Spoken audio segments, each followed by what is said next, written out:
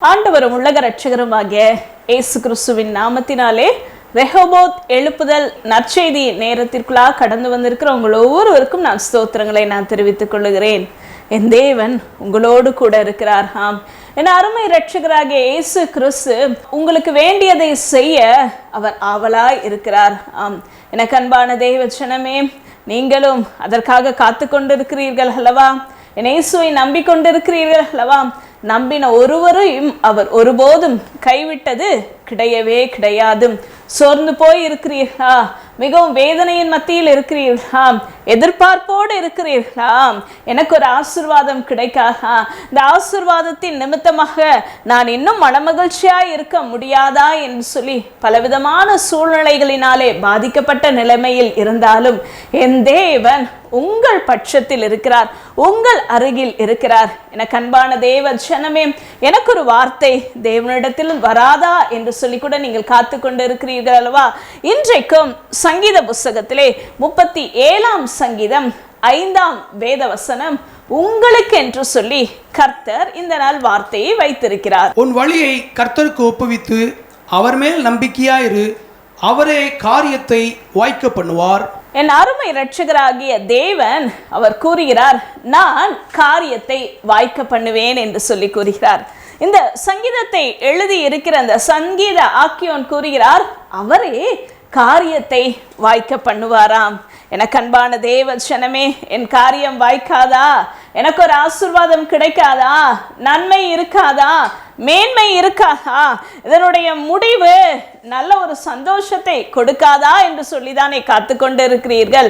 உங்கள் காரியத்தை என் தேவன் வாய்க்க பண்ண அவர் வல்லமை உள்ளவராய் இருக்கிறார். அதற்கு இந்த வேத வசனத்திலே கூறப்பட்டு இருக்கிறது, உன் வழியை கர்த்தருக்கு ஒப்புவித்து அவர் மேல் நம்பிக்கையாய் இரு என்று சொல்லி. உங்களுடைய பாதை, உங்களுடைய வழி, உங்களுடைய வேலை, உங்களுடைய குடும்பம், உங்களுடைய வருமானம், உங்களுடைய தொழில், உங்களுக்கு உண்டான எல்லாவற்றையும், உங்கள் சிந்தனைகள், நீங்கள் யோசிக்கிற காரியங்கள், உங்களுடைய பிரயாசங்கள், உங்களுடைய உழைப்புகள் கர்த்தருக்கு நீங்கள் ஒப்பு கொடுத்த பிறகு கர்த்தர் மீது நீங்கள் நம்பிக்கை வைக்கும் போது அவர் உங்களுக்குண்டான காரியத்தை வாய்க்க பண்ணுவாராம்.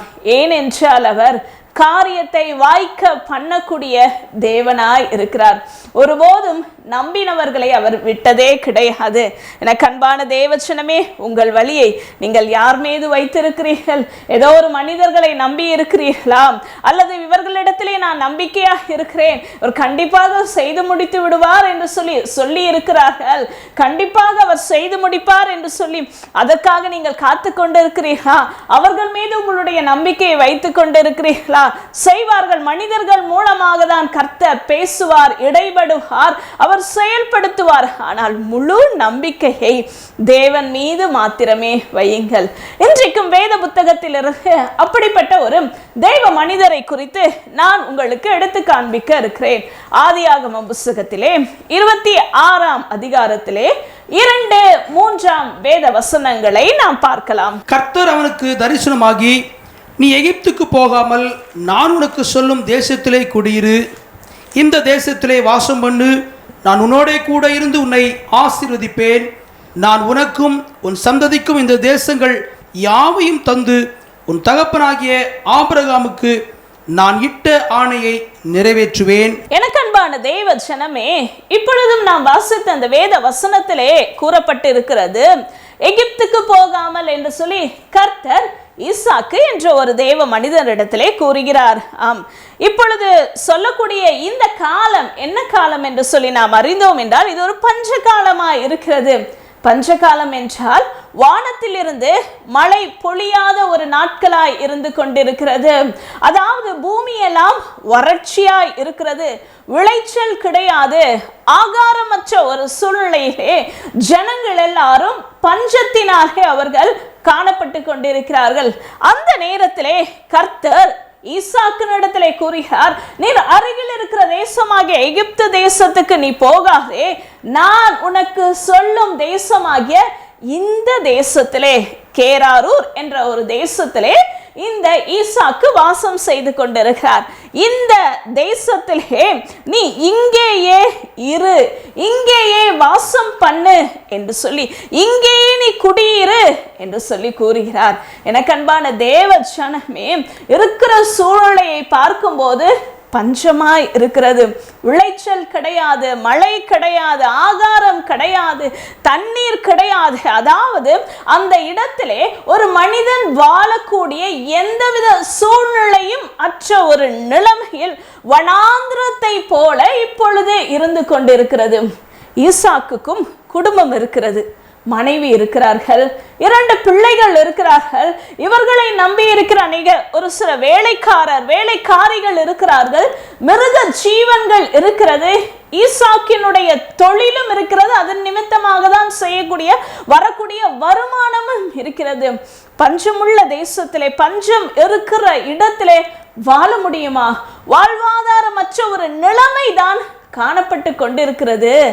ஆனால் கர்த்தர் ஈசாக்கின் இடத்திலே அவர் கூறுகிறார், நீ இந்த தேசத்திலே வாசம் பண்ணி என்று சொல்லி. அருகில் இருக்கிற தேசம் எகிப்து தேசத்துக்கு போகலாம் என்று சொல்லி ஈசாக்கு நினைத்திருக்கிறார். ஆனால் கர்த்தர் கூறினார், நீ எகிப்து தேசத்துக்கு போகாதே என்று சொல்லி.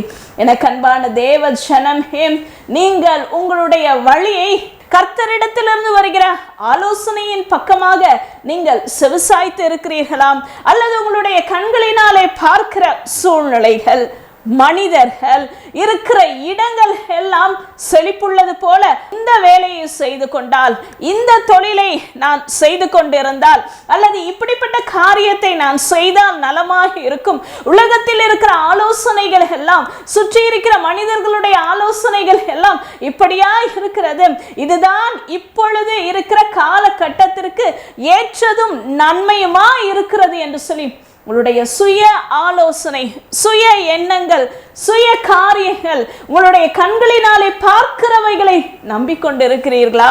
பார்க்கிற மனிதரை நம்பிக்கொண்டிருக்கிறீர்களா? எனக்கு அன்பான தேவ ஜனமே, இன்றைய நாளிலும் ஈசாக்கு என்ற தேவ மனிதரை கர்த்தர் உங்களுக்கு முன்பாக காண்பிக்கிறார். என் காரியம் வாய்க்கவில்லையே, இவ்வளவு நான் உழைக்கிறேனே, இவ்வளவு நான் பிரயாசப்படுகிறேனே, இத்தனை மணி நேரம் தூக்கம் கூட இல்லாதபடி நான் எவ்வளவோ விதமான காரியங்களை செய்து கொண்டிருக்கிறேனே, இங்கே செல்கிறேன், அங்கே செல்கிறேன், என்னுடைய உழைப்புகள், என்னுடைய அலைச்சல்கள் எல்லாம் அதிகமா இருக்கிறதே, இப்படிப்பட்ட மனிதர்கள் எல்லாம் எனக்கு செய்வார்கள் என்று சொல்லி இருக்கிறார்கள், அவர்களால் கூட செய்ய முடியாதபடி ஒரு சூழ்நிலை இருக்கிறது. நான் அதிகப்படியான பிரயாசங்கள், அதிகப்படியான செயல், அதிகப்படியான ஞானத்தை, அதிகப்படியான நேரத்தை கூட கொடுத்து என்னுடைய காரியம், நான் எடுக்கிற முயற்சி வாய்க்காதே போய் கொண்டிருக்கிறது என்று சொல்லி நினைக்கிறீர்களா? அப்படிப்பட்ட சூழ்நிலையில் இருக்கிறீர்களா? நீங்கள் எடுக்கிற முயற்சிகள், பிரயாசங்கள், ஆலோசனைகள், செயல்கள் எல்லாம் கர்த்தர் உங்களுக்கு கொடுத்ததா? கர்த்தர் உங்களோடு கூட பேசின காரியங்களாம்? அவர் வேத வார்த்தையின் மூலமாக அவர் உங்களுக்கு இடைப்பட்டு சொன்னவைகளா என்று சொல்லி சற்று யோசித்து பாருங்கள். உங்களுடைய சுய புத்தியிலே, சுய அறிவிலே எடுத்த முயற்சியா இருக்கிறதா? இந்த வேளையிலே கர்த்தர் உங்களோடு கூட பேசிக் கொண்டிருக்கிறார். எனக்கு அன்பான தேவச்சனமே, ஈசாக்கு அப்படியாக தான் நினைத்தார், எகிப்து தேசம் நன்றாய் இருக்கிறது என்று சொல்லி. ஆனால் கர்த்தர் சொன்னார், எகிப்துக்கு நீ போகாதபடி இங்கே வாசம் பண்ணு என்று சொல்லி கூறினார். சொன்ன வார்த்தைக்கு அப்படியே கீழ்ப்படிந்தார், அப்படியே நம்பினார். எனக்கு அன்பான தேவச்சனமே, அப்படியே கர்த்தருடைய வார்த்தைக்கு செவிசாய்த்ததின் நிமித்தமாக ஈசாக்கு என்ற இந்த மனிதருடைய வாழ்க்கையிலே ஏற்பட்ட ஒரு முடிவு என்ன தெரியுமா? அதே ஆதியாகமம் 26ஆம் அதிகாரத்தினுடைய 12ஆம் வேத வசனத்தை நாம் பார்க்கலாமா? ஈசாக்கு அந்த தேசத்தில் விதை விதைத்தான். கர்த்தர் அவனை ஆசீர்வதித்தினால் அந்த வருஷத்தில் 100 மடங்கு பலன் அடைந்தான். எனக்கு அன்பான தேவ ஜனமே, கர்த்தர் அவனை ஆசீர்வதித்ததினாலே அந்த வருஷத்திலே 100 மடங்கு பலன் அடைந்தானாம். எந்த தேசத்திலே விதை விதைத்தார்? கர்த்தர் இருக்க சொன்ன அந்த தேசத்திலே கர்த்தர் சொன்ன வார்த்தைக்கு ஈசாக்கு அப்படியே செவிசாய்த்து, ஈசாக்கினுடைய கரங்களில் இருந்த விதைகள் தான் இருந்தது. வேறு எதுவுமே இல்லை. கர்த்தருடைய வார்த்தை இந்த 2 மாத்திரம்தான் ஈசாக்கினுடைய கரங்களிலே இருந்தது. கர்த்தருடைய வார்த்தையோடு சேர்த்து தன்னுடைய கரத்தில் இருந்த அந்த விதைகள் எல்லாம் தன் நிலத்திலே விதைத்தானாம். அன்றைக்கு அந்த வருஷத்திலே கர்த்தர் ஈசாக்குக்கு 100 மடங்கு ஆசீர்வாதத்தை, 100 மடங்கு பலனை, 100 மடங்கு லாபத்தை அருளி செய்தாராம். எனக்கு அன்பான தேவ ஜனமே, என்னிடத்தில் இவ்வளவு பணம் இருக்கிறது, இவ்வளவு ஞானம் இருக்கிறது, இப்படிப்பட்ட எனக்கு திறமைகள் இருக்கிறது, இப்படிப்பட்ட யோசனைகள் இருக்கிறது, இத்தனை மனிதர்கள் இருக்கிறார்கள், எனக்கு வேண்டிய வழிகள் பாதைகள் எல்லாம் இவைகள் இத்தனையோ இருக்கிறது, ஆனால் என்னுடைய காரியம் வாய்க்கவில்லையே என்று சொல்லி நினைக்கிறீர்களா? ஒன்று இருந்தால் கூட போதும். ஆனால் அந்த ஒன்றோடு சேர்ந்து கர்த்தருடைய வார்த்தை, கர்த்தருடைய ஆலோசனை, கர்த்தருடைய வசனம் உங்களோடு கூட இருந்தால் நீங்களும் 100 மடங்கு ஆசீர்வாதத்தை பெற்றுக்கொள்ளலாம். எனக்கு அன்பான தேவச்சனமே, உங்களுடைய வழிகள் கர்த்தருக்கு பிரியமா இருக்கிறதா? கர்த்தர் சொன்ன பாதையிலே இருக்கிறீர்களா?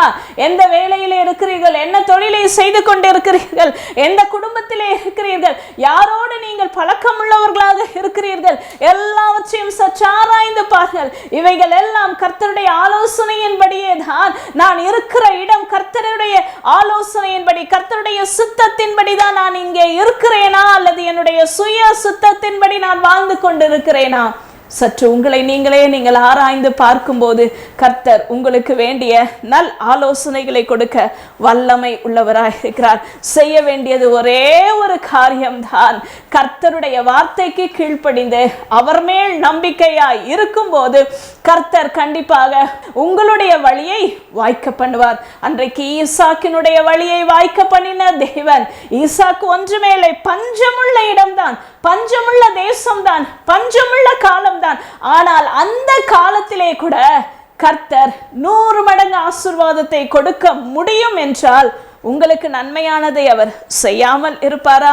எனக்கு அன்பான தேவ ஜனமே, இப்பொழுதும் உங்களுக்காக நான் செபிக்க இருக்கிறேன். என்னோடு கூட இணைந்து நீங்கள் பாரத்தோடு இதுவரைக்கும் கர்த்தரை விட்டு பிரிந்து போன காரியங்களை ஒப்பு கொடுத்து நீங்கள் செபித்து பாருங்கள். உங்கள் வழியை கர்த்தருக்கு ஒப்பு கொடுங்கள். ஒப்பு கொடுத்த நீங்கள் அவர் மேல் நம்பிக்கை வையுங்கள்.